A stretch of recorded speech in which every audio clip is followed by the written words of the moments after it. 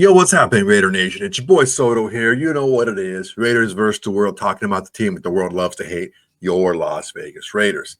So, again, more draft stuff. It's a draft. That's all we're going to talk about until the draft. Different angles, different players, different scenarios. What's going to happen with Shedeur Sanders? I don't know that I've seen a more polarizing player recently than Shedeur Sanders.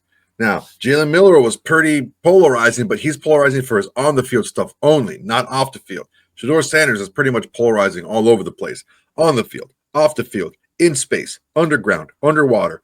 He's just polarizing no matter what. Either you love him or you hate him. There's really no in-between ground here. A lot of scouts have him as, a top-of-the-round talent, and other scouts have him into the second round. It's really crazy, man, but you got to take a look at this from all angles because, look, slides have happened before. Like, you take a look at some, of the past, like Aaron Rodgers slid to like number 25, 26, right?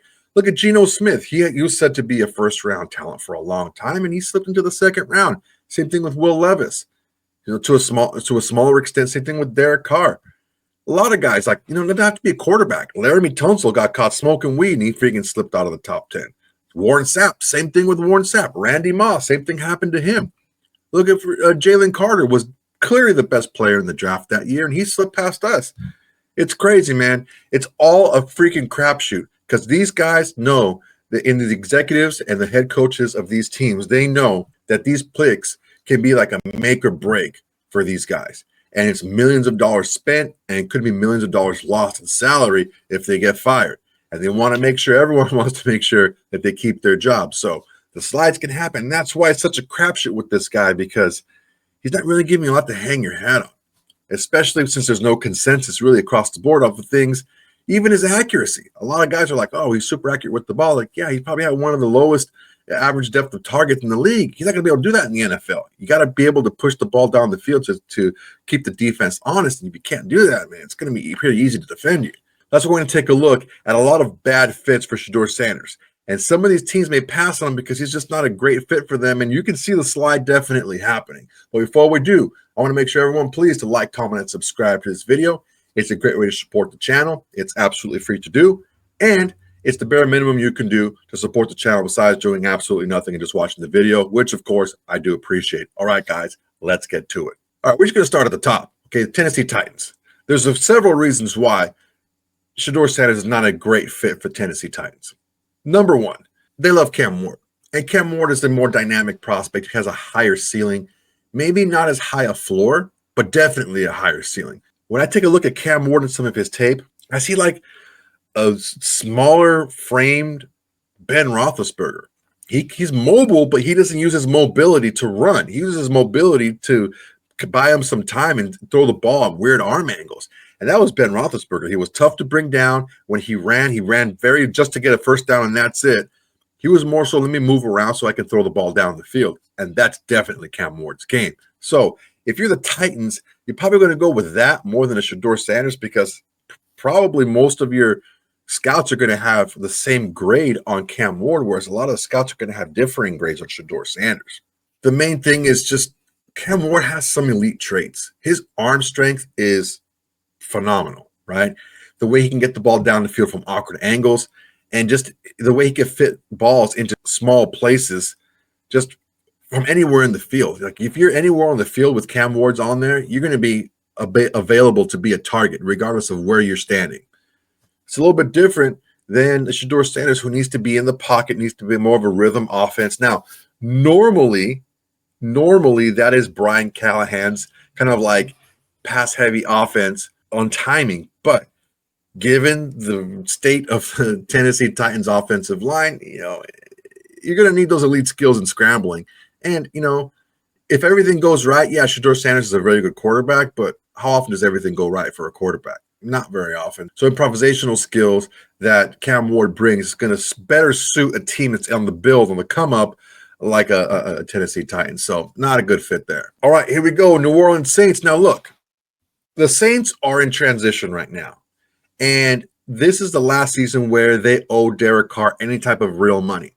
If you haven't heard, Derek Carr, for whatever reason, waited this long to get his shoulder operated on. Well, he hasn't made a decision just yet, but he's probably going to do it. And if Derek Carr does get surgery on his shoulder, he is out for the season. So the Saints are going to have to pay Derek Carr to basically just sit at home and convalesce. So what are you going to do at quarterback? I mean, Spencer Rattler was just okay. I think he has a really low ceiling from what people saw. He had a high floor, but a really low ceiling. So he's got a really kind of a small sweet spot of a quarterback he's going to be. And he had some moments here and there, but just nothing to write home about. Also, you're kind of like getting a similar type of player as a Derek Carr. Shedeur Sanders and Derek Carr are pretty similar in the sense that, I mean, they're good when they're on time and they're playing within the offense, but when the offense breaks down, they're not the greatest at making plays outside of the way the play is designed. And I think, again, with a team in the transition like the Saints, you need to have that playmaker, ability out of the quarterback. You can't just sit there and have a guy just be more statuesque and stagnant in that offense. You need to have a guy that's going to be able to create plays outside. Another thing you have to take a look at, too, with the Saints is Kellen Moore is now the head coach. Now, when Kellen Moore was the offensive coordinator with the Cowboys and with the Eagles, they were both in the top 10 in air yards per pass. Like, I mean, it makes sense, right? You got Dak Prescott and the Cowboys, and you got Jalen Hurts with the Eagles. You like to throw the ball deep, get the ball out there, push the ball down the field. That's not really Shedeur Sanders' game. Like, he had the completion percentage that he did in college because he had one of the lower depths of target on average. So it's like, what are you going to do, right? You're sitting there and you're looking at yourself and you're looking at how the head coach wants to play, and you look at the limitations of the quarterback, and I don't see it being a great fit, honestly. Maybe this is something I don't, but I mean, this is another reason why Shedeur can slide. All right, the next team that's maybe not the best fit that could be looking for a quarterback is the LA Rams. Yeah, I said it, the LA Rams. I understand that they just give Stafford some money, but Stafford's 37 years old, and he's not too far away from a pretty bad neck injury that a lot of people thought were going to end his career. So, look, he's still in the fold, and he's still there, and he's still leading the team. But for how long, right? Well, Shedeur Sanders, I mean, I don't have an issue with Sean McVay being able to kind of create an offense for the talents and the strengths of Shedeur Sanders. That's not the issue here.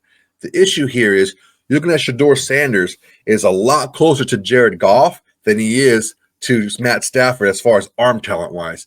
And we all saw what happened with Jared Goff.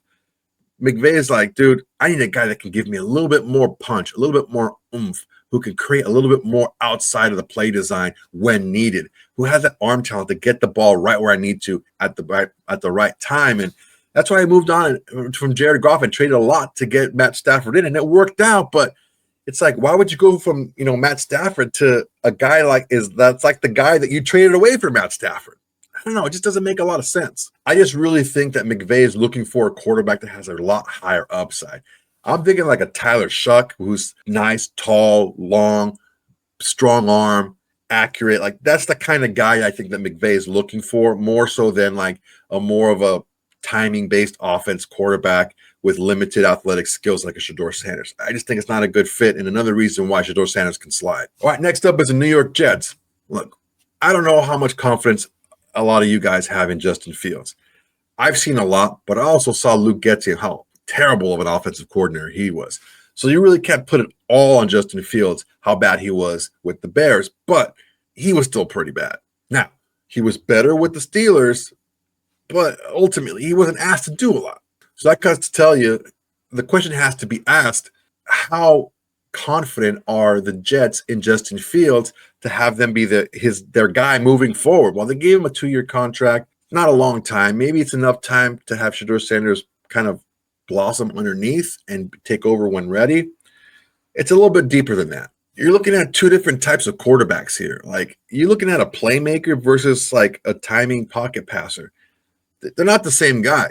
So if you're looking to build a system of continuity, build playmakers around what the quarterback can do well, you wouldn't have a Justin Fields and you wouldn't have a Shedeur Sanders in the same quarterback room, because they don't play the same. They don't have the same strengths, and they don't ask the same things of their wide receivers. It's just not the same. It's a pretty mismatched alignment if you do that, and it's almost like a hard turn. So any momentum that you would get as the Jets from a quarterback like a Justin Fields over the next couple of years will totally be demolished and have to be rebuilt for a quarterback like Shedeur Sanders.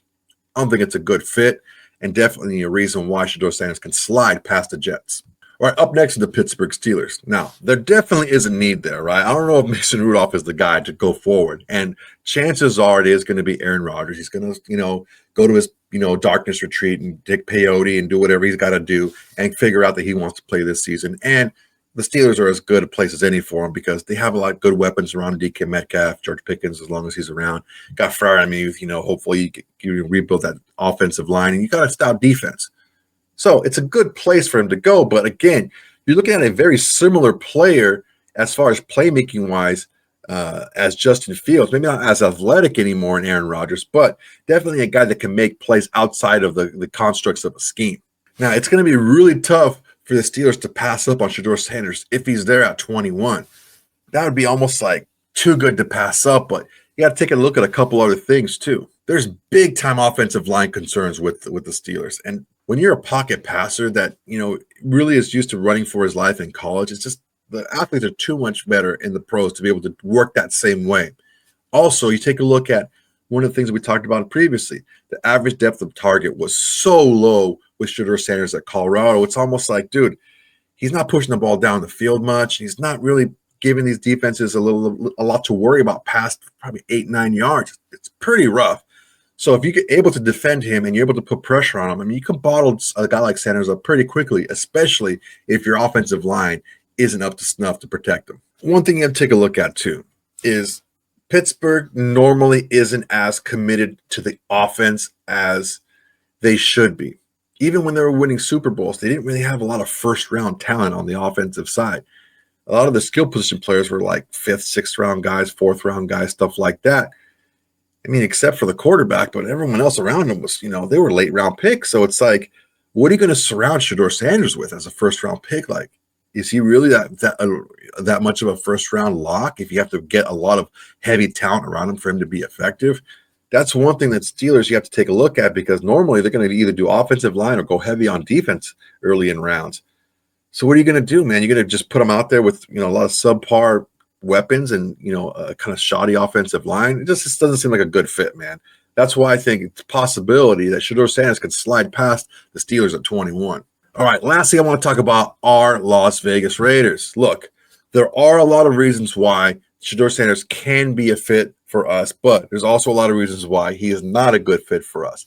And I think it really gets interesting once you get past the number 6 spot. There's a lot of trade-up candidates. There's like teams like even Indianapolis. There's teams like even Seattle. There's teams, like we talked about, like the Rams or even the Saints who can move up to want to get to number 6, be able to take a quarterback that's there, whoever that is.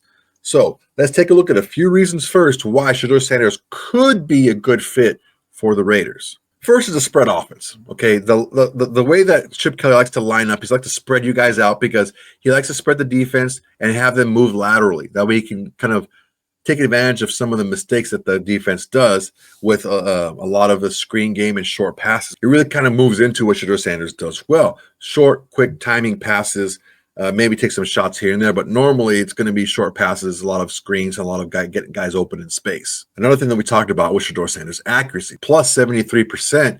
Again, the average depth of target was pretty low, but still, man, 73% is 73%. It's still pretty good when you're completing nearly 3 out of 4 of your passes. Chip Kelly loves to develop quarterbacks, and you see a guy who has the tools that Shedeur Sanders does, even though he doesn't have a huge ceiling. There's a lot to work with if you're a Chip Kelly.